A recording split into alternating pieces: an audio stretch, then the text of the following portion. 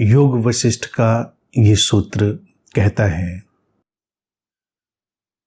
O Raghav, that by which you recognise sound, taste, form and smell, know that as yourself the supreme Brahman, the lord of lords. अर्थात सूत्र कहता है कि हे राघव, जिससे आप शब्द, रस, रूप और गंध को पहचानते हैं, उसे ही आप अपनी आत्मा, परम ब्रह्म और देवों का देव जाने। जिससे शब्द, रस, रूप और गंध को पहचानते हैं। छोटा सूत्र, सुंदर सूत्र, प्यारा सूत्र, समझने जैसा है। इस पड़ाव पर एक तरह से देखा जाए ये स्व का उत्सव है। सूत्रों में सेलिब्रेशन ऑफ सेल्फ है। बात समझ ली गई है, उसी समझी गई बात को फिर से और विस्तार से और स्पष्टता से सामने रखा जा रहा है। ऋषि वशिष्ठ श्री राम से कह रहे हैं कि हे राघव, जिससे ये सब कुछ, सारी इंद्रियों का जगत पहचाना जाता है, जिससे हम इस सारे जगत को जानते हैं, वही तो है आपका होना, वही तो है परम ब्रह्म, वही तो है देवों का देव, लॉर्ड ऑफ लॉर्ड्स। वो क्या है जिससे हम इस सारे जगत को पहचानते हैं, शब्द, रस, रूप, गंध के सारे विस्तार को पहचानते हैं। क्या है जो ना हो तो ऐसा नहीं संभव होगा? वो है हमारा होना, the very presence, sense of I am. सब कुछ आएगा चला जाएगा, अवधारणाएं बनेंगी मिटेंगी, लेकिन ये जो हमारा होना है, सेंस है प्रेजेंस का, जब ये होता है तभी ये सारा ऐन्द्रिक संसार, सेंसरी वर्ल्ड या सेंसरी एक्सपेंशन हमारे लिए साकार होता है, जीवंत होता है। अन्यथा वो डोरमेंट है, सोया हुआ है, छुपा हुआ है, हम उसको ठीक से नहीं जानते।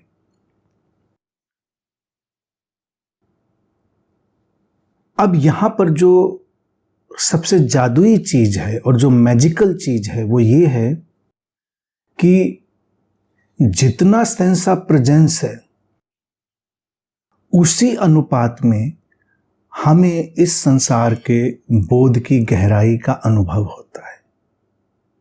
अगर किसी की अपनी उपस्थिति धीरे धीरे धीमी पड़ती जाए, मंद पड़ती जाए, तो उसके लिए जो ये शब्द, रस, रूप, गंध का आकार का जगत है, ये भी धीरे धीरे मंद पड़ जाएगा, फेड हो जाएगा।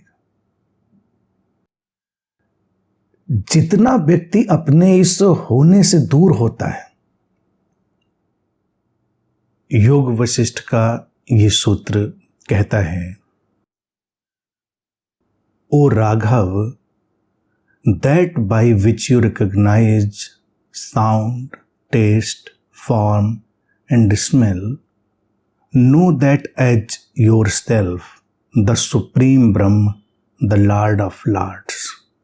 अर्थात सूत्र कहता है कि हे राघव, जिससे आप शब्द, रस, रूप और गंध को पहचानते हैं, उसे ही आप अपनी आत्मा, परम ब्रह्म और देवों का देव जाने।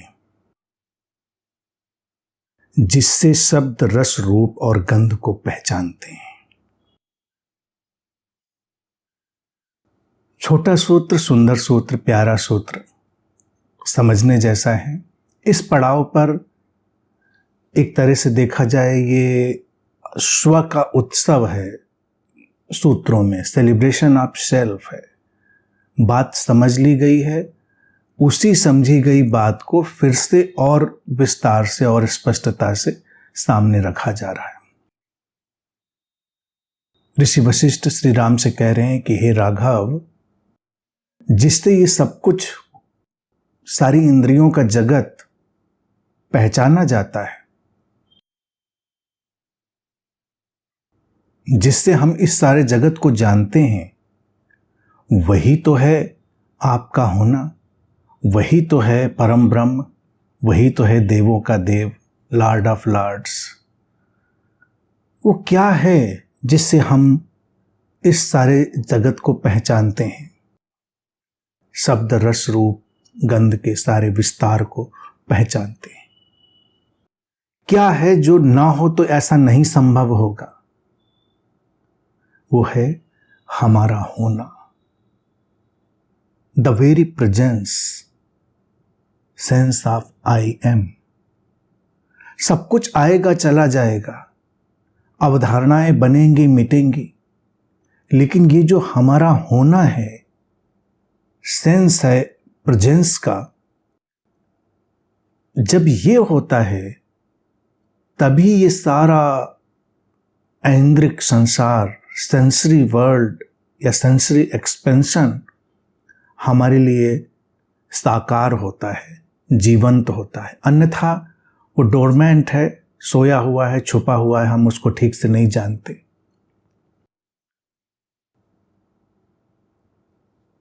अब यहां पर जो सबसे जादुई चीज है और जो मैजिकल चीज है वो ये है कि जितना सेंस ऑफ प्रेजेंस है, उसी अनुपात में हमें इस संसार के बोध की गहराई का अनुभव होता है।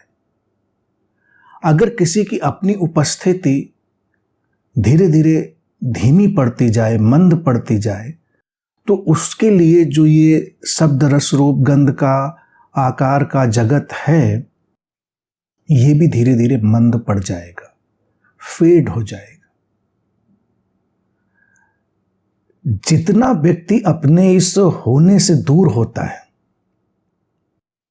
जितना अपने इस प्रेजेंस के उपस्थिति के तल से कोई दूर होता है, उतना ही उसके लिए इस संसार को अनुभव करना मुश्किल होने लगता है, और तभी उसको तरह तरह की उत्तेजनाएं चाहिए होती हैं, तरह तरह के स्टिमुलेशन चाहिए होते हैं। अन्यथा इतना सुंदर जगत है, हमको किसी स्टिमुलस, किसी उद्दीपन, किसी बाहरी दबाव, बाहरी उत्तेजना की कोई आवश्यकता नहीं है।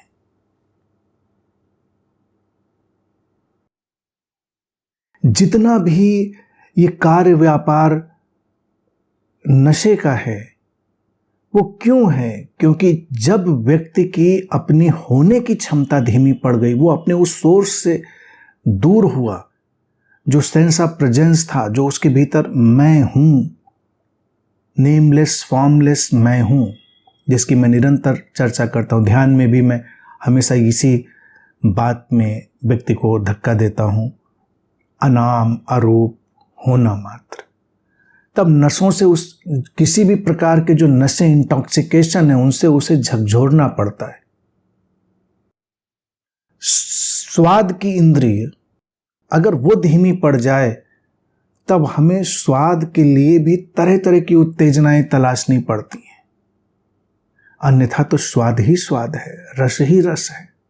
शब्द जिससे ये बोलना भी चल रहा है, जिससे संगीत का निर्माण भी होता है, लेकिन अगर हम इस धरातल से देखेंगे तो संगीत भी एक उत्तेजना है, संगीत भी एक तरह की बेचैनी है जो व्यक्ति के भीतर से निकलती है। अन्यथा ये पूरा जगत, ये पूरा अस्तित्व अनिर्वचनीय, इनएक्सप्रेसिबल संगीत से भरा हुआ है। एक दैवीय नाद गूंज रहा है हर तरफ, लेकिन हम उसे सुनने में सक्षम नहीं। जीवन में कुछ भी हो रहा है वो संगीतमय है। उठना, बैठना, बोलना, हवा का चलना, पत्तों का हिलना, सब कुछ में वो दैवी संगीत विद्यमान है।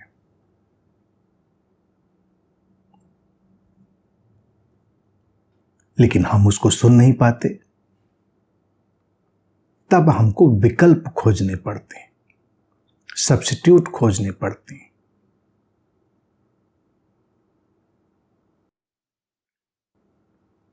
विकल्पों में बुराई नहीं है, विकल्प सुंदर हैं, सब्स्टिट्यूट्स जो हैं सुंदर हैं, लेकिन उनको विकल्पों की तरह जान लेना उचित है, अन्यथा हम उसमें खो जाएंगे। हमारा साहित्य, हमारा काव्य, सब कुछ एक तरह की उत्तेजना है। हमको हमारे अनुभव करने के लिए इतनी उथल पुथल में जाना पड़ता है। ये तरह तरह की ध्यान साधनाएं और हमको झकझोरने वाली जो गतिविधियां होती हैं, वो भी उत्तेजनाएं हैं। अगर व्यक्ति सहज हो तो वो जो ध्यानमयता है, जो मेडिटेटिवनेस है, वो सहज ही उपलब्ध हो जाए। उसके लिए कुछ सर्कस करने की आवश्यकता थोड़ी ही पड़ेगी। लेकिन नहीं, व्यक्ति अपने स्व से इतना दूर है कि उसको झकझोरना पड़ता है।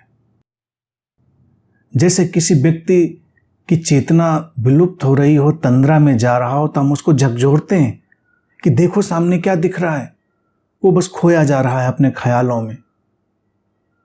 तो ये जितना भी जगत है, ये हमको झकझोरने के लिए है, अन्यथा वो हमारा होना, वो हमारी उपस्थिति पर्याप्त है। उससे ही ये सारा जगत जाना जा रहा है। जितनी वो प्रगाढ़, उतना ही किसी उत्तेजना की आवश्यकता कम। और जब हम ये देखते हैं, तब हम ये भी देखते हैं कि उसके सिवा तो कुछ और है भी नहीं। बाकी तो हमारे होने की धारणाएं हैं, कॉन्सेप्ट्स हैं। और ये होना कॉन्सेप्ट फ्री है, इसमें कोई धारणा ही नहीं है। तो इसीलिए जब हम कहते हैं होना, तो प्रेजेंस, ये उपस्थिति, ये सब में एक ही जैसी है। इसीलिए वो एक ही ब्रह्म हो जाता है। एक ही सागर जैसे परिव्याप्त है, अलग अलग लहरें हैं, तो कोई उलझाव नहीं रह जाता। उसको कह दिया लॉर्ड ऑफ लॉर्ड्स, देवों का देव, अर्थात उसके ऊपर कुछ नहीं, उससे अधिक कुछ नहीं। लेकिन व्यक्ति की समस्या क्या है कि वो इस सरल सत्य को पकड़ने के बजाय सोचता है कि कुछ और अलग होना चाहिए। ईश्वर, ब्रह्म, देव, देवों का देव कुछ अलग होना चाहिए। वो कहीं कैलाश पे बैठा होना चाहिए, वो किसी और काबा काशी में होना चाहिए। वो भागता चला जाता है वहां पे। जगहें सुंदर हैं, उनमें जाने की कोई परेशानी नहीं, उनमें जाने की कोई बुराई भी नहीं है। जगहों में हम जा सकते हैं, उनका आनंद ले सकते हैं, लेकिन बस आनंद लीजिए। ये मत सोचिए वहां जाकर कुछ और मिलने वाला है। जिसको यहां नहीं मिला, उसको कहीं नहीं मिलने वाला कुछ भी। ऋषि वशिष्ठ इस सूत्र में वही कह रहे हैं। और देखें कितनी ये बातें सरल होते हुए भी कितनी क्रांतिकारी हैं। हमारे सारे धार्मिक जंजाल को समाप्त कर देने वाली हैं। वो किसी ब्रह्म, किसी ईश्वर, किसी देव की कहीं बाहर परिकल्पना ही नहीं दे रहे हैं। वो कह रहे हैं वही जिससे ये सब कुछ जाना जा रहा है, जो होना है तुम्हारा, जो कॉन्शियसनेस है, जो चेतना है, जिससे चैतन्य हुए हम, वही तो सब कुछ है।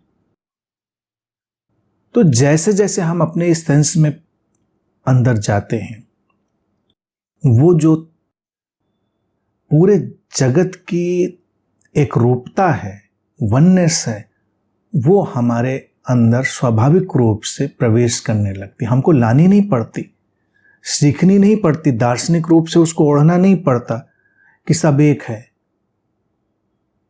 होना तो सबका एक ही जैसा है।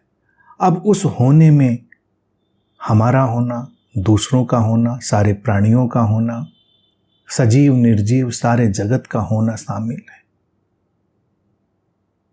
जो इस होने को देख लेता है उसका जीवन ही ये रूप रस गंध स्पर्श इसके चरम पर पहुंच जाता है। अभी तो हम रूप की तलाश में हैं, क्योंकि हमें उसके पीछे का अरूप यानी कि वो ब्रह्म नहीं दिखता, तो सौंदर्य हमको ढूंढना पड़ता है। ये मनुष्य की कितनी लाचारी और गरीबी है कि उसे सौंदर्य ढूंढना पड़ता है। सौंदर्य ही सौंदर्य है, हमें बस देखना आना चाहिए, उस उपस्थिति से भरना आना चाहिए। हमको संगीत ढूंढना पड़ता है, कितनी गरीबी है। संगीत ही संगीत है चारों तरफ। हमें स्वाद ढूंढने पड़ते हैं, कितनी गरीबी है, लाचारी है। स्वाद ही स्वाद है। इसीलिए तो भारत में कहा गया कि ब्रह्म जो है रस रूप है। स्पर्श, लोग स्पर्श के लिए लालायित है। मिलना, किसी को गले लगा लेना, किसी का हाथ थाम लेना, कितना अच्छा लगता है लोगों को। बुराई नहीं है उसमें, अच्छा है, मिलना चाहिए, हाथ थामने चाहिए, गले लगे, सब, उसमें कोई समस्या नहीं। लेकिन तब वो उस सौंदर्य को बढ़ाने वाले होने चाहिए, ना कि सौंदर्य ढूंढने वाले होने चाहिए। हम अगर अपने स्रोत से संयुक्त हैं, जुड़े हैं, तो हम देखेंगे कि ये अस्तित्व तो निरंतर हमको उस गहनतम स्पर्श में लेकर चल रहा है, जो अकल्पनीय है, निशब्द है, जिसे कहा नहीं जा सकता। हर तरफ से हम उसे छू रहे हैं, वो हमें छू रहा है, हम अलग नहीं हैं। स्रोत से जुड़ने पर यही बात आती है। इसीलिए जो स्रोत में उतरता है, श्रोतापन्न होता है, सोर्स में उतर जाता है, उस उपस्थिति को आत्मसात कर लेता है, उसके लिए भी पूरा संसार ऐश्वर्य से भर जाता है। भारत में ऐसे ऐश्वर्य के लिए हमने कल्पना करी थी इंद्र की, देवताओं का राजा। जैसे देवों का देव कह दिया तो देवताओं का राजा भी हम उसे कह सकते हैं। इंद्र अर्थात जो इंद्रियों के चरम संवेदनशीलता को अब जानता है, तो हम इंद्र हो जाते हैं, देवराज हो जाते हैं, क्योंकि इंद्रियां इतनी सूक्ष्म संवेदनशील व्यापक हैं कि हम उनसे आने वाली सूक्ष्म से सूक्ष्म संवेदना को अधिकतम अनुभव कर लेते हैं।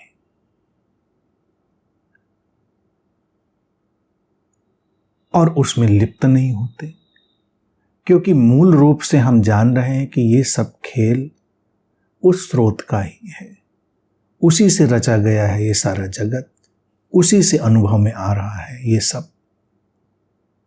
तो हम उतनी देर, जितनी देर इस जीवन में होते हैं, इस लीला के भागीदार होते हैं, सहभागी होते हैं। सागर के सतह पर लहरें उठती हैं, जब लहरों को गिरना होता है गिर जाती हैं। न लहरों में कोई विषाद है, न लहरों में कोई उपलब्धि की बड़ी चाह या दबाव या उसका कोई खुशी का भाव है।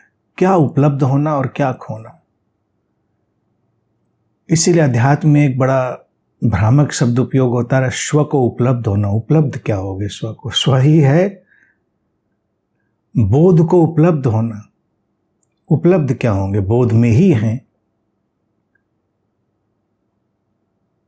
ब्रह्म का साक्षात्कार करेंगे क्या? उसके सिवा और कुछ है ही नहीं। तो अध्यात्म में भी कुछ कंफ्यूज टर्मिनोलॉजी उपयोग होती रही है। तो उन सबको समझ लेना है। ये बड़ा सुंदर, सरल, रोचक और क्रांतिकारी सूत्र है। सारी उत्तेजनाओं को छोड़कर अपने होने में डूब जाना, अनाम अरूप रूप में डूबना, धारणाओं को त्यागना और इस प्योर प्रेजेंस के साथ जीवन में पूरी तीव्रता, पूरी इंटेंसिटी से उतर जाना। इतना जब हो जाता है तो हमको ये कहना नहीं पड़ता है कि साक्षी हो जाओ। इसके परिणाम में जो घटता है वो साक्षी ही होता है, उसको अलग से घटाना वटाना नहीं पड़ता।